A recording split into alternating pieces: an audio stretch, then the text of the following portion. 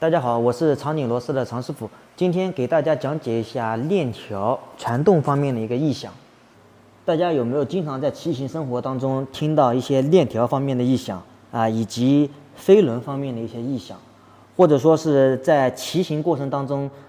骑着骑着的时候异响，然后呢突然过个坑、过个减速带又不异响了，然后过段时间又有一些异响了啊，或者说是你的这个轮子的一个异响。那我们先说这个链条异响啊。链条异响呢，多数是两种原因。第一种就是我之前往期视频讲过的，就是我们变档变不上去啊，是变速线过松或者说过紧。那其实还有一种原因，就是同样的也是变速线过松或者过紧，它这个链条在两个齿轮之间啊，它来回跳动啊，它也会造成一个那种咔啦咔啦咔啦的异响。虽然说不是说链条变不上去啊，或者说变不下来。它是能变上去也能变下来，但是呢，它这个线过松或者说过紧的情况之下呢，会造成它这个链条在两个齿轮之间来回的晃动，不上不下的这种频率，所以说它会造成一种异响。这个时候呢，你要去观察你来回往上变或者说往下变，看看它哪边是有卡顿的你就可以适当的去调紧或者说调松。这个关于调松调紧可以去翻翻我之前的那个调变速器的视频，其实原理是一样的。这个东西其实挺简单的不难接着我会说一下另外一种异响。如果说你变速其实很顺畅能变到最大飞，也能变到最小飞，那怎么办呢？检查一下是不是该上链条油了。如果说没有上链条油的这个链条，其实链噪声音很响的。你上了个链条油之后，你能明显的感觉到它这个声音就下来了。那有些小伙伴们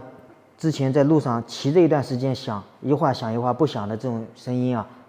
多数是你这个飞轮松了。这个时候怎么解决的呢？那我们找到那个飞轮扳手或者说是去店里面把轮子拆下来，这个就是给它紧一紧。因为我现在这个没有装在车上面就这个飞轮这个盖这个帽松了，你给它紧一紧就好了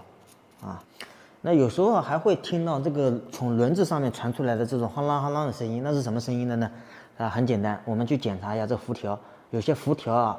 帽松动了，它也会骑起来的时候也会啷啷啷的一种敲击声或者晃动的声音。那这个是很好解决，我们找到相对平行的两根辐条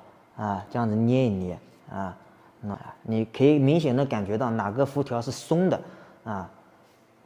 相对来说这样子去检查一下检查出来哪个辐条是松的呢？我不建议自己去动手去调。如果说你自己调不好的话，可能容易把这个轮圈拉变形